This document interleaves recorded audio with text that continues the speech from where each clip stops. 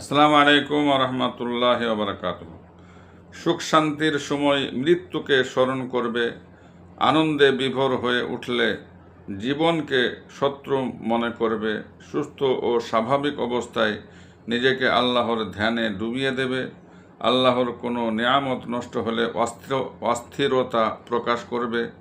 আল্লাহ পাকের সৃষ্টি কলা সম্বন্ধে গবেষণা করবে। এটা খুব মূল্যবান কথা। আল্লাহ পাকের সৃষ্টি কলা সম্বন্ধে গবেষণা করবে। আর হৃদয় পটে কিছু ভেসে উঠলে আনন্দ প্রকাশ করবে। এটা হজরত ইউসুফ আসবাত রহমাতুল্লাহ আলাইহি হুজুরের 24 নম্বর উপদেশ। 25 নম্বর, জামাতে নামাজ আদায় করা ফরজ নয়, কিন্তু হালাল রুজি অন্বেষণ করা ফরজ।